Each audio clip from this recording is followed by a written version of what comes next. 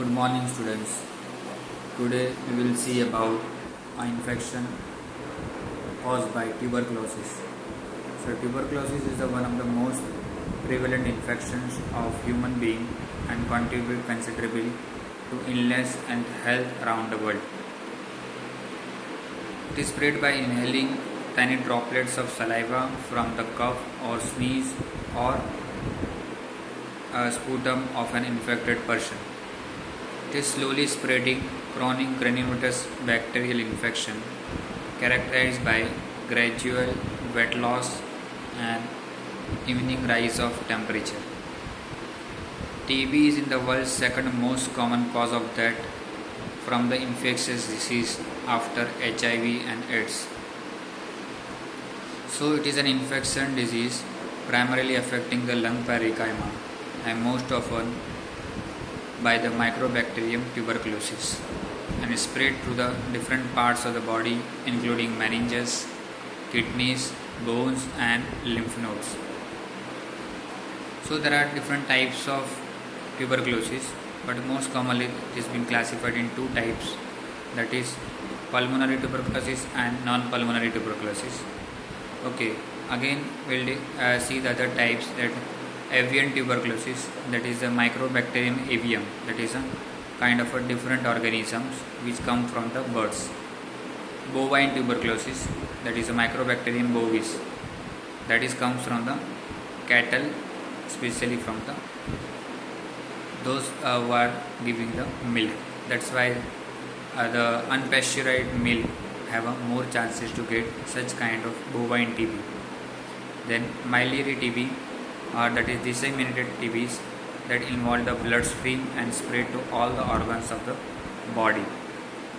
If you see the incidence, which is quite high in the country like India, we are the highest burden of the country in the world. Around 20% of total TB cases are happening only in India. Each year 1.8 million develops TB. Out of that, 0.37 million people are dying just because of TB every year in India up to 2017. Now it may has increased also.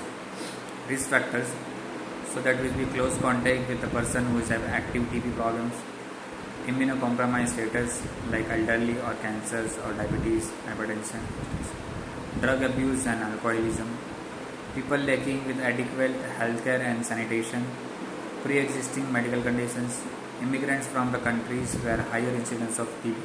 That's why whenever we are going for any kind of visa process, the chest x-ray and other kind of investigation is must.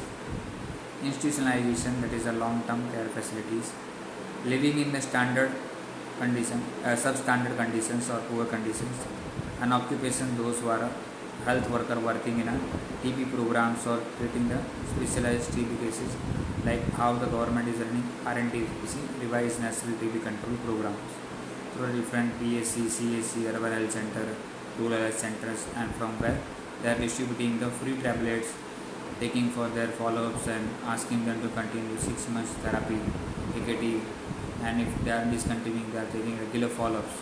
So there may be chances those are health workers who are routinely or day-to-day in contact with the TB population, there may have more chances of it. If you see the pathophysiology in brief, so however the entry of the organism is happening into body through the droplet nuclei. Okay, there are, if it sneeze or cough, there is a number of small droplets are forming and which are getting set in the respiratory system through the upper respiratory tract and reaching to the alveoli, and where it getting depositions and multiplication in case of a number of risk factors are causing, and bacilli are transporting from the bloodstreams and phagocytosis by the phagocytosis through the neutrophils and macrophages. Then ultimately is reaching to the pulmonary alveoli, and immune system has lost the alveolar macrophages and detect the presence of pathogen and engulf them the bacteria. But whenever this bacteria inhibit this macrophages and is become overactive and starts spreading and the replication inside the lung, and when the primary infection occurs. Cell mediated immunity gets activated as surrounded cell forming the granuloma up to 3 weeks, leads to the necrosis of the tissues at the infection site that is known as Ghon's complex or Ghon focus, and involve the nearby lymph nodes and calcifications of the Ghon's complex, that is known as the latent TB. Even though you have old TB, you may be able to see easily in the chest X-ray. The major symptoms are low-grade fever, night sweat, fatigue, weight loss, obviously in last 3 months, anorexia. Other symptoms which include about dyspnea, non-resolving bronchopneumonia, chest tightness, non-productive cough, mucopurulent sputum with hemoptysis, chest pain, and inflammation. Assessment history collection is more important, especially for the weight loss and the social history.